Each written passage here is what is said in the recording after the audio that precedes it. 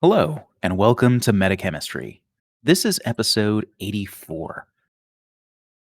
And just recently, we saw an update to reinforcements. And it's a format that doesn't seem to have gained a whole lot of traction since its release last the tail end of last summer. But there was a minor update to that, as well as a whole swath of new units added from those reinforcement specific profiles into vanilla and their respective sectorials.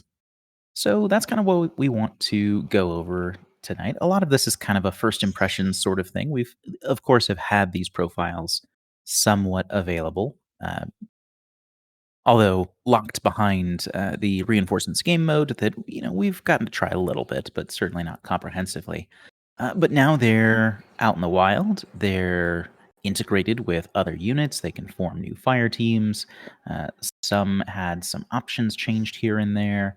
And then we'll kind of wrap up the other changes that we saw in the February update.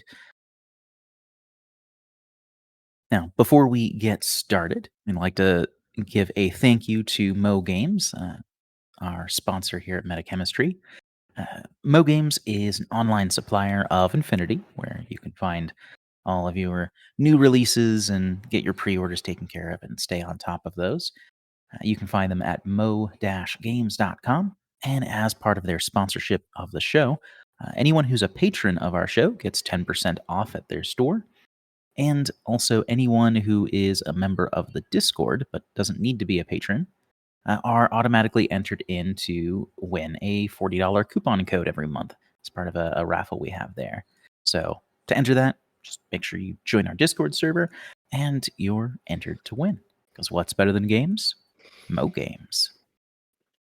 Now, for this episode, we have Azoka, Ian, and myself. And just wanted to do a quick check-in and see how have things been recently in the gaming world for you, Azoka. Well, I played in the Sin City SmackDown, which was quite enjoyable. I got to break out the Morats again, which I am always excited about. Morats are good fun. Get to throw Armor 5 chain rifle boys at people and just watch things melt for the most part. And for me, it was a little bit of an experiment for myself, even though this is an answer that I very much knew and took to heart, but wanted to experience it firsthand to kind of like really, really grasp it, is that medalists aren't a thing. And like playing something else that someone else, playing a list that someone else complains about doesn't necessarily mean that list is going to win. So it was fun playing what I had heard is just really good, and then seeing that it is good, but not any better than anything else. So it was cool internalizing that, which was good times. Yeah, very cool. Yeah, I mean, there's obviously a component of pilot skill that's involved. Like, yes, some profiles can be seen as objectively better than others, but there's so many things like we've talked about in other episodes that tie into that. Besides who's playing, who are you playing against, what tools do both sides have access to, Yeah. what does the table look like, what did your roles look like to support those decisions? I find lots of those. Right. So yeah, it's hard to guarantee results in that way. I would argue impossible to guarantee results. Sure. That's fair. What about you, Ian? Been playing new Blood Bowl League. Not doing very well, but having a lot of fun. Lost both my games so far, but I do have the most valuable and most deadly player in the entire league at current, so that's fun. Still playing Infinity with the Varuna.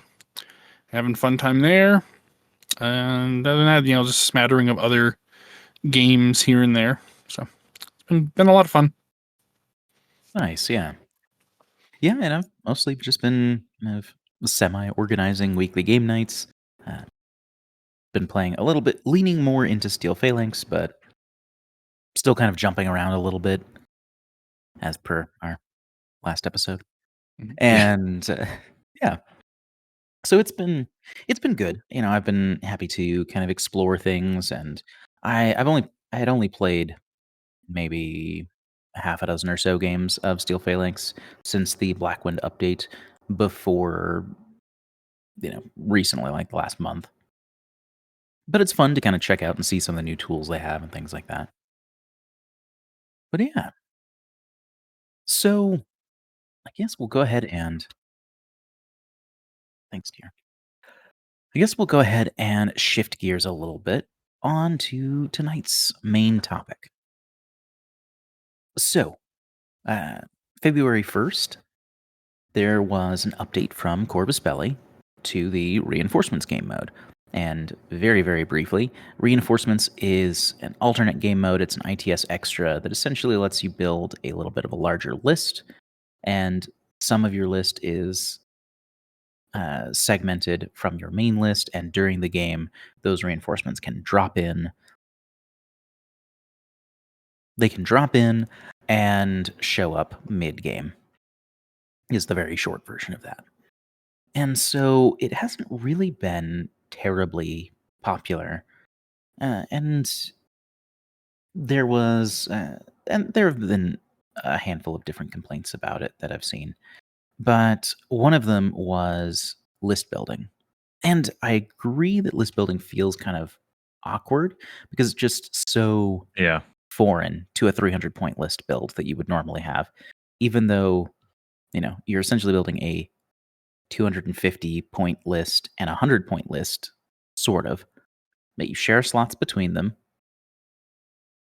And really what you were getting at the time was a 240-point 4.5 SWC list and a 100-point 2 SWC list because of the Commlink cost. And so that has been alleviated slightly.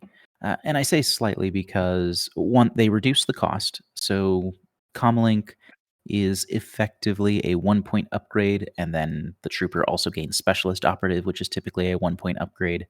So you pay 2 points, and you no longer pay the half SWC for your Commlink troop. Now, I know that there were certainly people who were hoping to have a wider array of Commlink troopers available. And so that hasn't necessarily happened unless you're JSA, in which case you get Woohoo! Sotsu now. So there is that. But yeah, so it alleviates that concern to some degree, which I think is appreciated. I do kind of remember initially making some reinforcements list and like, nope, that doesn't quite fit. Like, oh, this looks like it would be really cool, but I need just a little bit more wiggle room. And so maybe this will revitalize that a little bit, but I'm not terribly optimistic for the game mode. I don't think that this was necessarily a large enough push to bring this extra into popularity. This strikes me as a game mode that is most likely going to see very occasional play at events that want to do something different and take something off the extras page that is, in the majority of events that I see, kind of ignored, unfortunately. I agree.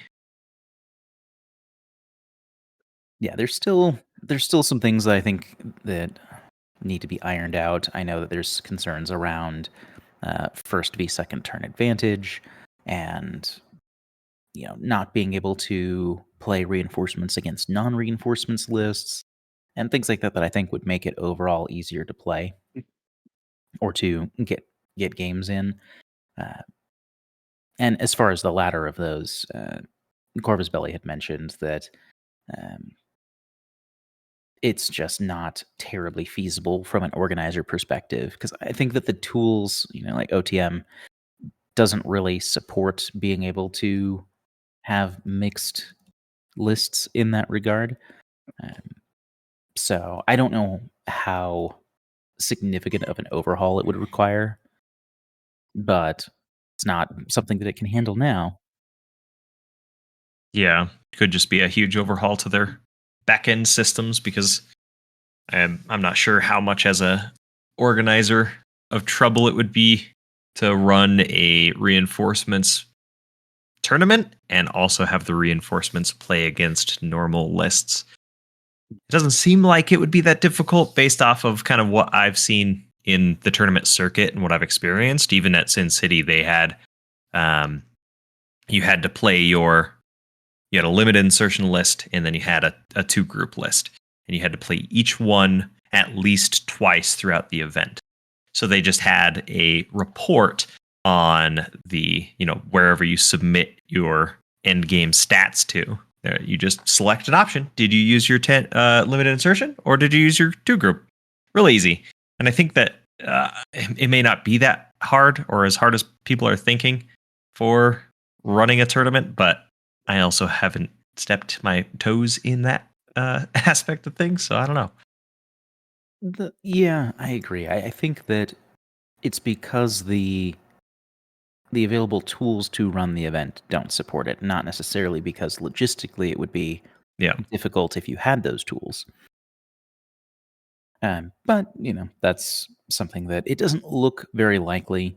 And I think because of that, we're not necessarily going to see reinforcements be a long-term thing without additional changes. Not to say that it couldn't be further improved and kind of gain some traction.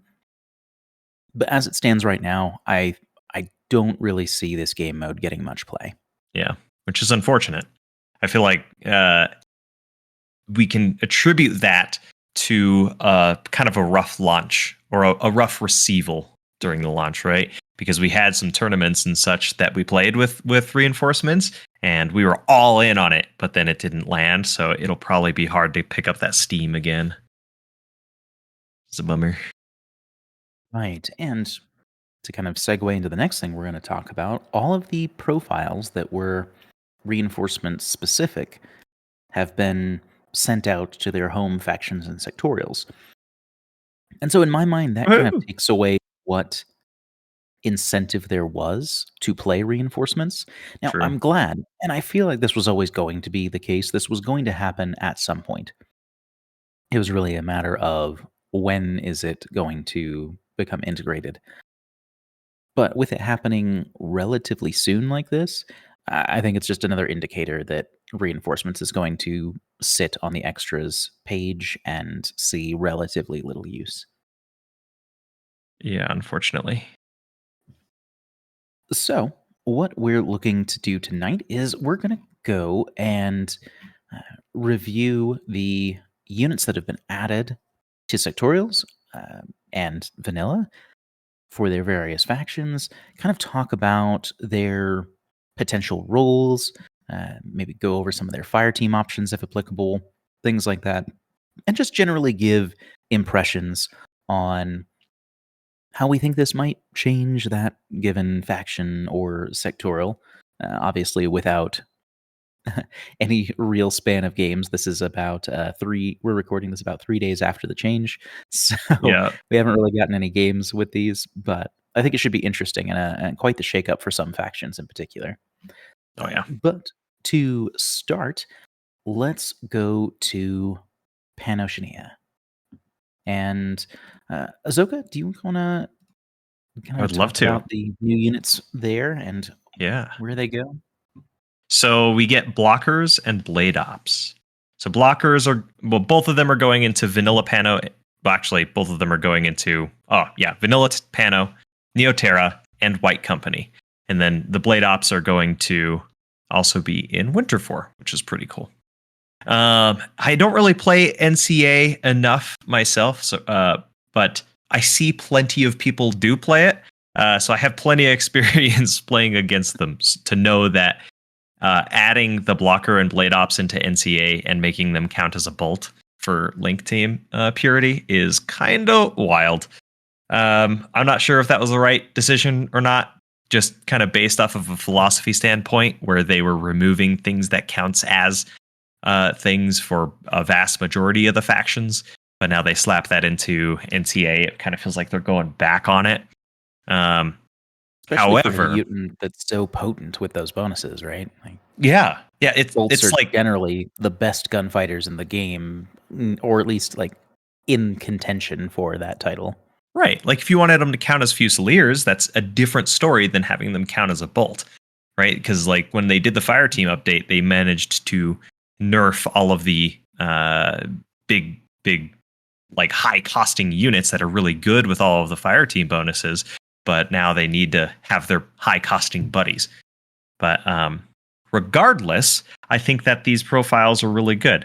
So we have the Blade Ops, which is particularly, I think it's going to stand out in each of the factions. So a little, my quick take on why it's good in Vanilla Pano is a attack-aware engineer, so attack-aware specialist. So you do all of your gun shooting and stuff, and then you have an extra order to keep out, to move forward with your little engineer, which is very nice. And then I think that him having forward deployment as well is it's just so good. It's exactly what Vanilla Pano needed. So I'm super happy about that. Neoterra as well. Like Neoterra historically has had very limited options for specialists that start outside the DZ. That has been changing over the years. They have gotten a couple things like Uma Sorensen. That's who stands comes out to for mind. that very reason. Locusts were a helpful addition for that as well. But yeah, it's pretty potent, and it's pretty low costed. Like even the forward deploying tactical aware version is still under 30 points. Like it's quite good. Yes, yeah, for that niche. Certainly love it, and I love that like in Neoterra, White Company, and Winterfor, the Blade Ops options like for link teams are pretty good. You can slap this engineer in your heavy infantry link teams, which I think is going to have huge value. Right, just walk into a repeater network. Okay, I'm shut down. Fix. Let's keep going. You know what I mean? Yep. I think it's going to have a lot of value. Yeah, having a non-hackable engineer in your team of otherwise hackable targets is quite nice. Yeah, and even the engineer thing, because I just think it's gonna be great. But so then look at the blockers. So that's another trooper to put in with the bolts, and they're just so cheap. 16 points for your little adhesive launcher with a +1 burst. Pretty cool. I love that profile so much, just because you get your BS attack +1 burst, but it's also got an X visor, and I feel like this unit also, in addition, has the biometric visor, which we often lament about. It doesn't feel that bad because it feels like it's going to go in link team. It's costed very well to make you want to field them kind of anyways. And then it picks up sensor, so it's just this multi-tool unit that just feels like fits in there so well, and it can cover a lot of your bases. Yeah, I like the idea of a blocker going into an aggressive Harris, where you're going to move up. You can censor pretty reliably on a base whip 13. You're looking for 19s to discover things around you. Easy peasy. And and having the hacker, I think, is an okay option. I don't know. I'd probably pay for that sometimes if we really needed another specialist in said team, but otherwise I wouldn't worry about it. But yeah, I mean, again, the blockers count as bolts. Yeah. Why? I don't know. I don't know. But yeah, mostly because I feel like the bolt teams are already pretty aggressively costed. Like bolts are very cheap for the firepower that you get. Now, you don't always necessarily get a lot else, but they're very, very good at the role that they fill. Definitely. And that's all that Pano got. Yeah, I think that I don't know if it'll change Whiteco very much, because they're a little bit more restricted there. In fact, I think that blockers can't join fire teams there. Correct, I believe. Blades can join the main Whiteco teams, but blockers are solo pieces, which I think, they're not bad at that. At being like a DZ corner guard or something. It's more points than I would want to spend on something like that. But, it's not an awful expenditure of those points. But I think that it's definitely very powerful in Neoterra, being able to keep the cost down for bolts even further, which is already pretty Oh yeah. affordable. Oh And I yeah. think that blockers are the same in Svalorheim also. I don't think that they have fire team options there either, I believe you are correct. which is fine. I don't think everything has to be able to join fire teams, It's really but just the blades, which is, perfectly fine. I think the blade yeah, FTO with the tackle-aware engineer is plenty Mhm. fine. Nobody's going to be as sad about putting that in your orc team. Right, yeah. So there's some interesting stuff. I don't think it's enough to make wild changes. I think you can do some interesting things with them, particularly the blade, because being able to join fire teams is pretty notable. Definitely. Like having a tack-aware engineer with your tack-aware tag in a duo running up the table Yes. is pretty great. Is that You can do that in Neoterra for sure, because they're wild cards. true? And you can do it in Vanilla Pano. That is kind of wild. Yeah. Maybe they won't all be Joan lists. Well, Joan will still be in there. They It's just want true. all the orders. So I think that they're pretty interesting.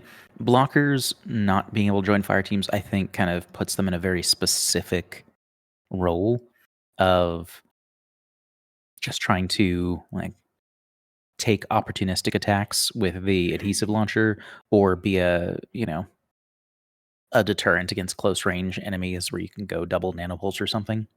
But Yeah. otherwise, I don't see them doing a whole lot else. But yeah, why don't we move on to Juqing? This one will be fairly substantial, actually. Ian, you want to tackle this one? Sure. So the big one with Yuching is that all of the new Korean units went into Vanilla and White Banner. So that's been really interesting. White Banner kind of already is like the dumping ground, so it's just massive now. But In a good way. yeah, in a good way. Like they are good. But yeah, so you have like the what is it? They're mostly like heavy infantry options too, which is crazy. But like the Hwarang Corps, who are again 6-2 move 2 wound models. They tend to be short range with shotguns, like submachine guns, combi rifles, that kind of thing. Martial arts. Tomorrow-esque. Yeah, but fairly cheap in that same realm, that low to mid 20s. Explosive CC weapons, that kind of stuff. The Salsa is Skirmisher. the Salsa is their skirmisher. He's camo infiltration, only one use camo, which is kind of cool, and low stats on everything but CC. Fizz and Whip are 13, but everything else is pretty low. But they're good, extra dodging on 16s, has martial arts, mimetism -6, stealth, extra dodge movement. These are kind of feel like the not heavy infantry version of or maybe they're kind of more like the Korean version of a ninja. Yeah, they seem really good. Yeah, like they're really good. They don't have a lot of resiliency, but you wouldn't expect that. So they're pretty cool. The Hate is like a real beefy unit. They're armor 5 and BTS 6. BS 14 is another tactical awareness. Another heavy infantry with HMG or +1 burst heavy rocket launcher options. That one also has a guided assault pistol if you really want it. I don't know why you would. You want You that can. 1 damage 13 template, I guess? I have a Yeah. feeling it'll be the rocket launcher, though. Yeah, probably the rocket launcher. But yeah, they're pretty neat. The Solyong is MSV1 NCO on every profile. So fairly useful. A lot of specialists, mid-range shock marksman rifles, Red Furies, that kind of stuff. They're kind of a neat in between profile, like the top end of heavy infantry kind of thing. So they're really cool. And then the Dokebi cyber teams are another heavy infantry, and they are. They're not like real beat stick units. They are kind of that low end of heavy infantry with no wound in cap, armor 3, but they are remote presence. So they have a little something else going on, but they're hackers. They have upgrades, whether it's on the spotlight or +2 damage carbonite on their hacking devices or killer hacking devices. So lots of cool options for them. As far as vanilla, I feel like there's a lot of overlap with a lot of stuff that vanilla already does. But in White Banner, I think it does give them a lot of new options. And that, I think, is pretty key. That said, the White Banner fire team is like the dumping ground of stuff. As long as you have a Shang-Chi or a Jujak, which counts as a Shang-Chi, or a Yamao, like you can dump whatever else in there. So like Sulyongs and Hate and Dokebi, those can all join in. And then they allowed the, actually weirdly, none of them got wild cards. The fire team options didn't change a whole lot. They got the Sulyong, Hate, and the Dokebi into the White Banner fire teams. They didn't actually get a whole lot of other love as far as their fire team options outside of the reinforcements. So that is interesting. Yeah, I think throwing a Huarong into a Zizak team seems pretty cool if you do. As they do count as Jujaks. So. Train. Yeah, so like it gives you some other tools that you're otherwise missing there. But if you're either going for a Harris or just not concerned about composition bonuses, I really like the Dokaibi. Yeah. I think that those are really cool profiles, and all of them having pitcher is pretty solid. They're relatively durable. They're not very expensive. And yeah, I think it's funny that both the killer hacker options get spotlight. Yeah, and the Mark 12 pitcher gets marksmanship, which is pretty sweet as like a point man for a 30-point unit. Yeah, like Mark 12 is always in a kind of a weird spot where it's high damage, but the range band isn't super awesome, and it's only burst 3 in comparison to just taking an HMG.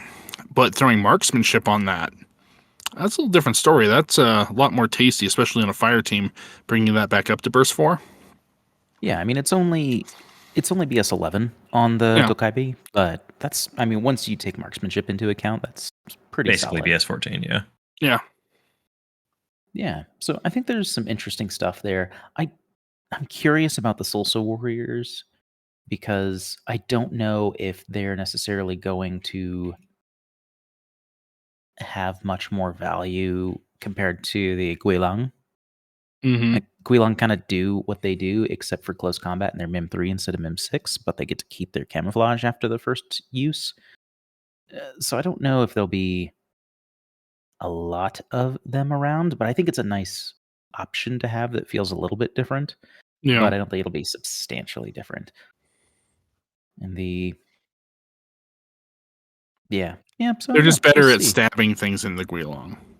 Yeah, it feels weird when I see a lot of people run Shaolin monks, so maybe they'll just keep doing that.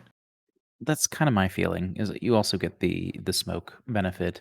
Like, Sulsa are interesting, but I don't know how important it will be to have the extra 3 mimetism and the CC skills, but also you lose some utility, like not having mine layer options or not having deployable repeaters or not having MSV1 and not being able to go back into camo. With 13 instead of 14. Right. So like I don't know if it beats out a Guilang, which is fine. Like they're pretty much all cheaper than any Sulsa option. Yeah. So, I don't know. Those don't inspire me a whole lot, but I do think there's some pretty other interesting stuff there. Yeah, I think at the point where with a couple of more units, they can spin this stuff off into its own, Korean themed sectorial. I think that they would have a spot there. But Sure. as is, I think that for what they do in the price that they pay, that there are too many other options, both within White Banner and in Vanilla, that compete with that. Yeah. Yeah, I think so too. It's a pretty cool model, though. True. Yeah, I like that box quite a bit. Like, it just screams cyberpunk to me, and I love it. I don't want it for anything except for maybe RPG models or something, but it's so cool. It's there for when I finally play this faction again. That's right. So then we're gonna jump a little bit in case anyone was following along with us on the announcement page. We're jumping around a little bit just for factions we're a little more familiar with personally. So we're gonna talk about Nomads some here. Yay. So the units that were added here were the Marspiders, the Kulaks, and the Rounders. And so Marspiders, those are the cool Iron Spider looking dudes that have extra flamethrowers. They have options for engineers. They're good in close combat. They're fast. They've got climbing plus, and are very cheap. They're all sub 20 points. Those ended up in Vanilla and Bakunin, which I think is really interesting because just how they behave and what they do struck me as a Corregidor unit. I'm not exactly sure why they're in Bakunin, but the Marspiders are there in Bakunin to, duo with tags. I mean, I haven't checked the lore too deep, but maybe the spider arms are surgically grafted instead of part of the suit. Yeah, maybe. I mean, that's the best I can come up with. But yeah, who knows? Yeah, I haven't gone through those as well as I should have, but yeah, they ended up here. The Kulaks show up in Tunguska, which Kulaks are kind of interesting. They obviously the standout thing about them is that they have some profiles with chain of command, which I don't like. Yeah. I feel like that's an identity break in my mind. So I don't specifically care for that. But otherwise, the profile, they have shock on their attacks, on their BS attacks. They're immune to shock. They're 1 wound medium infantry with MIM 3 religious terrain total, which can be relevant. And they're BS 13, which is pretty cool. And they have some interesting profiles. Most of them will have pulsars. They can bring things like heavy rocket launchers. The +1 burst combi rifle is actually kind of fun. Things like that. So they can do some kind of interesting things, but I don't specifically care for them having chain of command. That feels off to me. And then the Rounders. The Rounders, of course, are in Vanilla, Tunguska, and again, Bakunin. I don't know why the Mafia bouncers are in Bakunin. Like, they're in Tunguska, which totally makes sense. But I don't know why they're in Bakunin. Somebody's got to bounce for the underground Aristea fights. You mean on Tunguska? But yeah, it's weird for sure. But they're interesting because you look at their profile and they seem like very good gunfighters. They're only BS 12, but they have MSV 1 and marksmanship, which is great. They have Train 0G, which has occasional benefit. NCO at their price point is pretty solid because they're in the low to mid 20s. Now, they don't have any spectacular gun options. The heaviest firepower they pack is a Red Fury, which isn't heavy firepower. But otherwise, I think the Hacker is really notable. The Hacker getting a Trinity upgrade and getting the SMG discount down to 22 points and half an SWC is really nice. that means you get everything but white noise and cyber mask, which is pretty fantastic. They're whip 13, which is fine, nothing special. But yeah, so those show up in both Bakunin and Tunguska as well. But we're going to back up to the Mars Spider a little bit. So the Mars Spiders, like I said, really good in close combat with the extra burst. They have Martial Arts 1, which is fine, and CC 23, and they have a DA close combat weapons. They also have just tons of good close range gear. The extra flamethrowers, extra burst grenades is a fun option. Panzerfausts, flash pulses, things like that, and the assault pistol, of course. The thing that I think is interesting here is that, again, because they can join fire teams, specifically the armored fire teams, so they can join up with one of them can join either a stigmaton or a lizard, and I think that's really interesting. I think that it is a cool alternative to the orphan. I generally like the orphan a little bit better, specifically the repeater version with EM mines. But the Mars Spider is interesting. It's a different array of targets available. Like the Mars Spider gives you a CC deterrent. It gives you the extra flamethrowers, which is good for killing, light and medium stuff fairly reliably.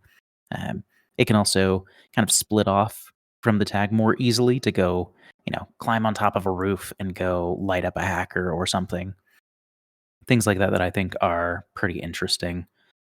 Whereas the orphan that was already in Bakunin, you get the EM and you get the repeater. So against heavier and other hackable targets, I think that they're much more beneficial, especially with the stigmaton, because you can just activate the stigmaton as the fire team leader, slingshot the orphan forward towards a hackable target. What you gonna do? Gonna spotlight my orphan while I hack you with my tag hacker. Very cool. But yeah, anything else that kind of jumps out for you guys as far as Mars Spiders in Bakunin? Any kind of interesting use cases that you can think of? No, not necessarily. I mean, they're a great deterrent, and I really wish they didn't go into Bakunin. I feel like Bakunin has a lot of pretty good close range stuff already, so now it just kind of compounds that. Though I do hope that it opens up and branches out to a new style of play, which is exactly what you said, duoing with a tag. I would like to see that. Yeah, I think solo Mars Spiders might still be interesting, but it's like there's just such a wealth of relatively similar options and some for even less. Like you could take a Mars Spider or you could take an Uberfall Commando. It's like, well, you get slightly more maneuverability with the Chimera. You get the Eclipse for delivery. You have well beyond the same close combat prowess. You do lose out on potentially bringing a specialist forward for what it's worth. But yeah, I mean, close quarters combatants is not something that Bakunin is worried about. Like they already have Morlocks and all of the varieties of Zellenkrieger and Denma. They have Uberfall Commando. They have, to a lesser extent, like the Cinnabites and things like that. So I don't know if it really gives them as much, but kind of interesting. And then they have the Rounders, which we kind of talked about. The Rounders, you can take one in a moderator team, but I believe that's the only place you can actually put them. So for them, I feel like maybe if you want a solid Sixth Sense hacker and you want to put them in some moderator core, and maybe you already have your Riot Girl missile launcher and like a moderator medic, or and you just want to introduce another unit there that can do some stuff, I think that's pretty reasonable. I don't know if you're going to take one as a solo gunfighter. No, I doubt it. You could, but Red Fury and Shock Marksman rifles are Not really solo gunfighter profiles. Yeah, not unless you can really like get deep into enemy lines and punish light targets. And the rounders don't really have the tools to do that. They're just 4/4 guys that start in your DZ. The NCO, I think, is nice, especially since Bakunin has another faction break of Lieutenant +1 order in the Demonist. Yeah. So that's kind of fun, I guess, if you do want to take the Demonist, or otherwise if you're just generally taking an inactive lieutenant, like if you're taking a moderator or what have you. But you already had a ton of NCO because every Moira has NCO baseline, I think. So Yep.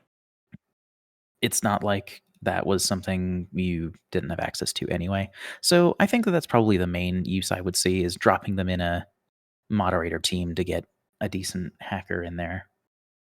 But you could also just put like Zoe in there. I But maybe know you want her to there's be plenty more of active. options.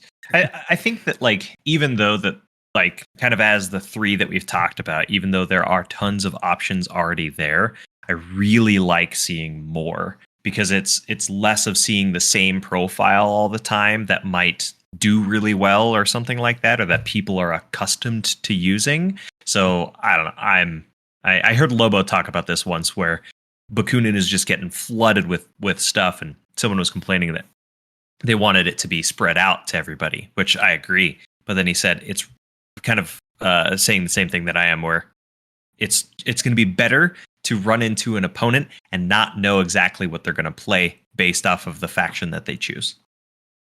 Sure. I generally agree with that sentiment in terms of it's nice to have enough variability in playstyle that, it's not like, oh, well, you're playing X faction, so you probably have this lieutenant and likely one of these in hidden deployment or airborne deployment, and you're likely going to have this tag, and have half a list already kind of decided before you get on the table.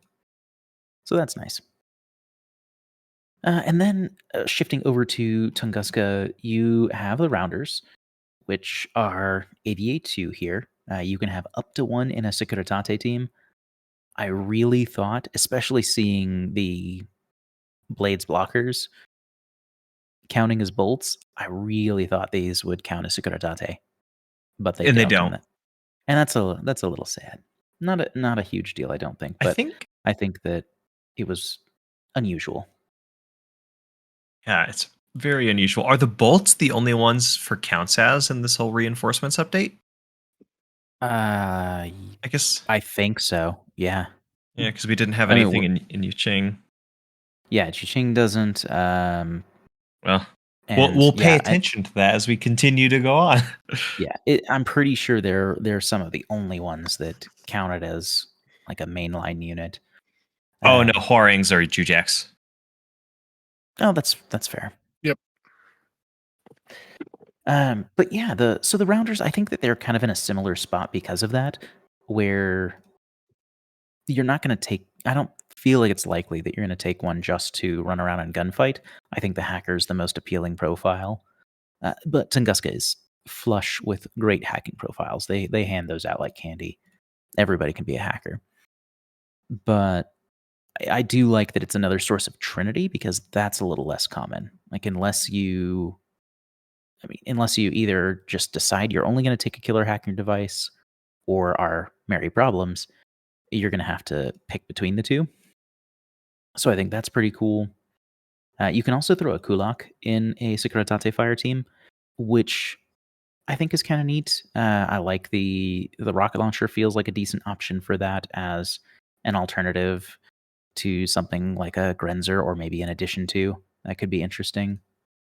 The having chain of command, hate it, but that's still a thing that's valuable if you want to take like a Krisa lieutenant or something. That can be a nice backup, and if you happen to be in a Harris, like a +1 burst combi rifle, throwing out 5 shots is not bad at BS13 when you have mimetism in your favor. That could be okay for a chain of command one. The hackers, I don't see why you'd take one of these over a rounder hacker, because you have to choose between hacker or killer hacker, and I think you're just gonna take a rounder or one of the many other hackers available in Tunguska. So yeah, I don't think that Kulaks will change things up dramatically. I think most commonly you'll probably see the rocket launcher and potentially one of the chain of command profiles, either the boarding shotgun and extra pulsar, uh, or the +1 burst combi rifle and pulsar. And that'll probably be it. They can go in the Securitate team as a one-off, or you can duo one with a Kriza.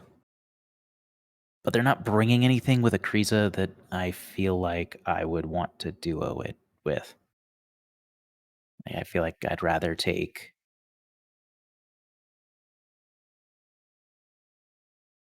I mean, I don't know. I feel like if you could take a CC element with something like Miranda or another BS-13 gunfighter with Saforza or TAC Aware from Helena Kovac or something like that. I don't know what the Kulak's necessarily doing for you. I mean, there's plenty of good wild card options there for the Kriza. So I agree with you completely. So yeah, I think that they're interesting. I think, like I said, those 2/3 profiles will be the main draws, but we'll see what that looks like. But anyway, let's move on to Combined Army. This one was another big one. So Combined Army, I'll handle this as the resident Combined Army player. We got all of our bugs. I mean, extra. We got them placed in Vanilla and Onyx. To be honest, I was expecting Onyx to get these guys because they kind of have like, they've got 3 Morats, they've got 3 Shahs, and then they've got some, I think it's 3 of the, like the evil Toha. I don't remember their exact... The Sigma. Yeah, the Sigma. We got 3 of them. So they kind of have like a handful of units for each sub-faction and subset of the aliens. So I was really hoping that they got some of the extra. And they instead just got all of them, which is pretty rad. So I'm super cool with that. So we have it. So, okay, so I say I'm super cool with that, but I'm also super irritated because they just want to keep showing you how bad Rhodoks are. Because like these just outshine Rhodoks in every way. They have like the same Harris options pretty much. And they're just as good gunfighters, if not a little better. I don't know. It just makes me so sad. More versatile since all of the foot extra, all of the non-tag extra can Harris anyway. Yeah, every single one of them, all 4. The Exos, I guess.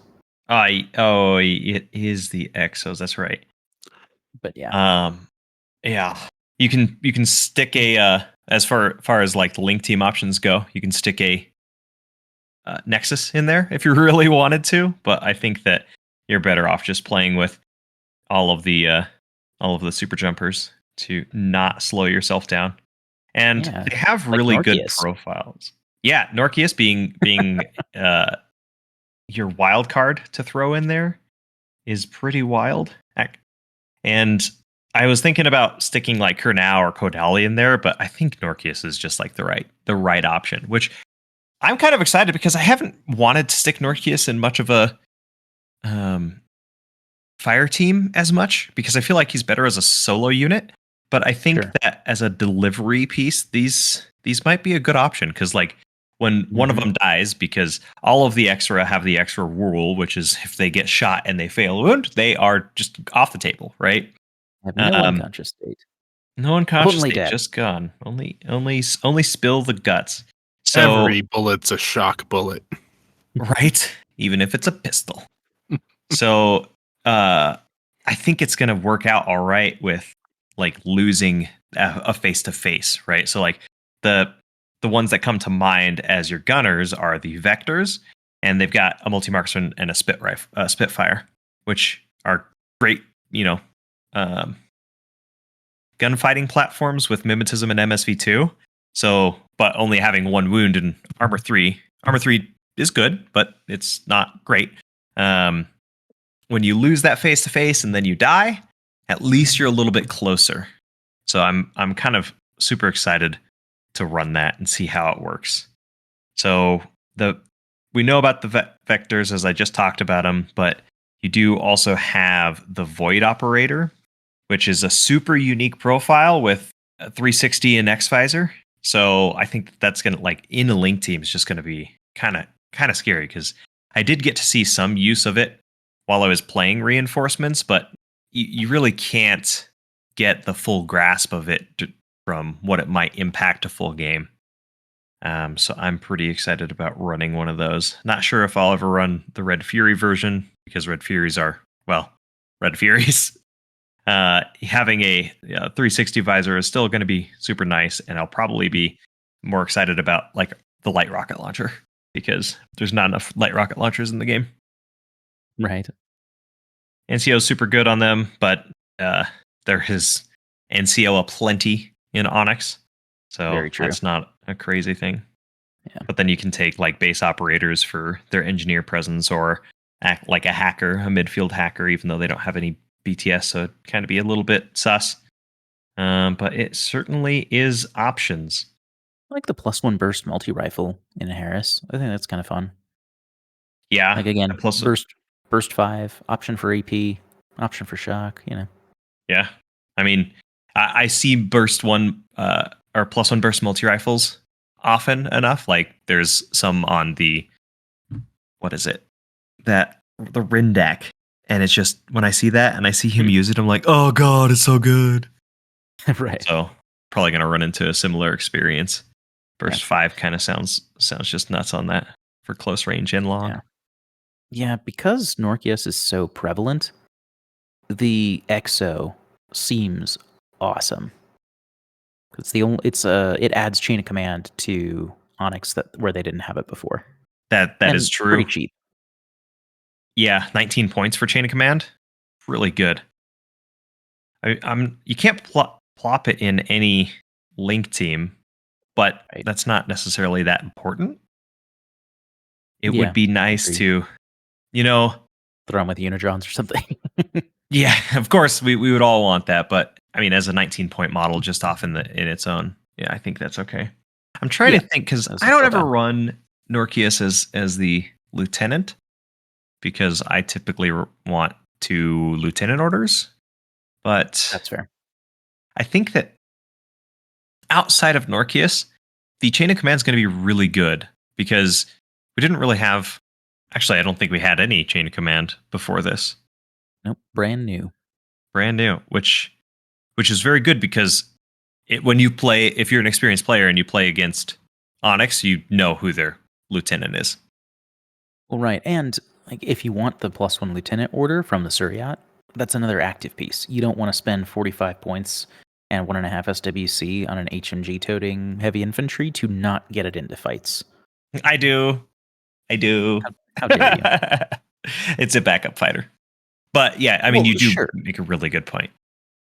Like, you want to get some use out of it. Like, it's not a, it's not a line trooper lieutenant that is not planning to see combat. True. I'm not planning on holding it back forever. So yeah, I think it's a big pile of profiles. I mean, not huge, but 4 new units is pretty significant. It's a lot. Yeah. And a new fire team for them is fun. Yeah. That's exactly what I was going to say. They all come in, not all of them, but they generally come with their fire team options. So it's going to be great. And I like the models. So I was actually not buying the models because it was only in reinforcements. And now that they've been included, I will be purchasing the models. I feel the same way about a couple boxes. As for vanilla, I don't think there's going to have any impact, because I just don't think that they do anything unique that vanilla combined doesn't already have / enjoy. I can see some use. Vector. Yeah, exactly. I can see some use for the Vector as like a close range unit for that, but I just feel like I would probably see a Caliban instead. Granted, getting the super jump movement skill is very valuable. Don't get me wrong. So that might be the only one that I see. I hope I see it more, and it's a thing. But you're never gonna like try to get chain of command in vanilla because everybody's gonna play one of the Some aspect. Yeah, some aspect for sure. So I Yeah. don't know how much impact they're gonna have. Yeah, I largely agree. I don't think that these are going to be go-to profiles in vanilla. Like I was even thinking, like, oh well, the base operator can be a really cheap engineer well, really cheap for combined army engineers at 19 points.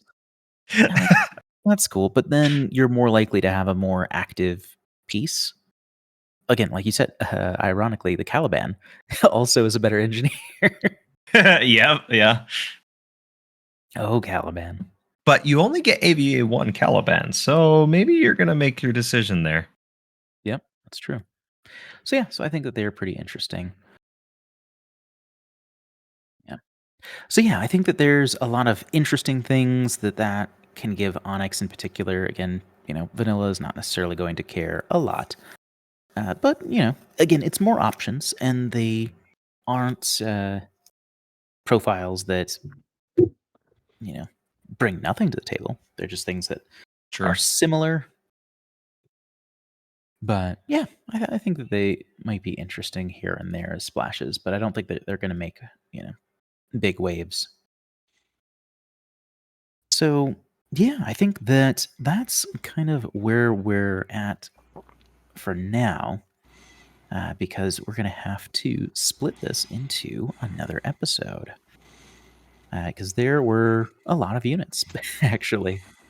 So we're going to move on to our final thoughts on these initial changes that we've talked about. But before that, I just want to give a shout out to our patrons and say thank you very much for supporting the show. We do really appreciate it. Again, it helps subsidize some of the costs for equipment and subscriptions and other things like that would otherwise be entirely out of pocket. And again, nothing of that goes into our pockets. We don't pay ourselves for any of that. It all goes back into the show in one fashion or another. So thank you so much for being a part of that. And if that's something that you are interested in contributing towards, you can find us at patreon.com/metachemistry. And we've got some benefits there that you can check out. Things like early access to episodes, patron-specific channels in the Discord, and the discount to Mo Games that we mentioned before, things like that. And as far as the Discord goes, that is free and open to anyone. So if you're looking for more Infinity, that's a place to find it as well. So it's a supportive place where we can talk about tactics and lists and terrain builds and miniature painting and all that jazz. And it's also a place that you can interact with us directly and give us feedback, and we can learn what you all like to hear about. So definitely feel free to jump on that. The link is in the show notes, and we hope to see you there. But with that said, Azoka, Ian, final thoughts on the reinforcement change and the couple factions that we covered so far. Ian. Yeah, I think that the reinforcement change is a small first step. I think if this is going to be a game mode that's going to be played going forward, I think there's going to need to be some significantly more in-depth changes to it. No, I don't know how to fix it. I just know that what we got right now doesn't really work well.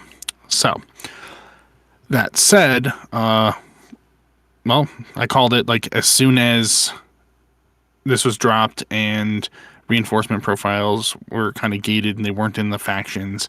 It was just a matter of time before they went into the factions, just because it didn't make sense otherwise, because it was a thing of maybe, well, if reinforcements takes off, fine, but people are still going to want to use this in their factions. But if it doesn't take off, well, they still want to sell models and still want to sell the units, and people think these are really cool models and units, But if they can only use them in reinforcements and that's not something that's happening, they're going to need to be put into the factions. So that has happened. I think it's a net positive for the game itself. But as far as reinforcements, which was, the impetus for us getting these in the first place, verdict's still up in the air. I think the idea is cool. The execution, I think, has been a little lacking. But we got new models and profiles, so I'm happy about that.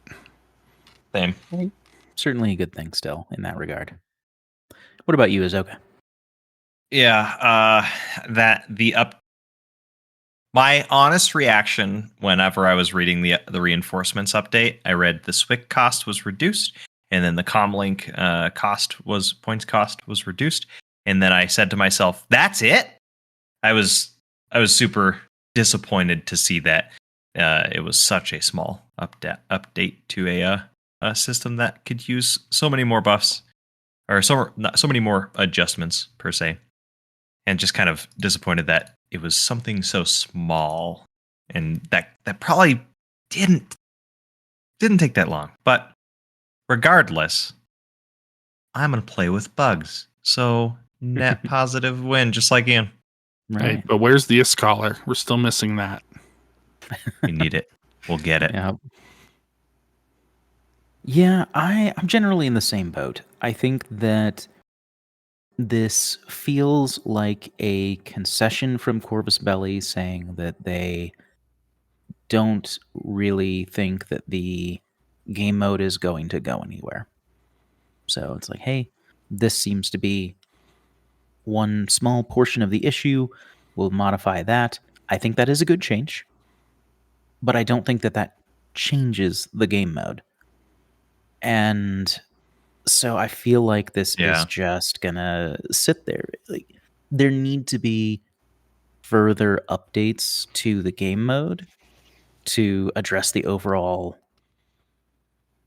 pattern of play for it to really go anywhere, I think. And this doesn't do that.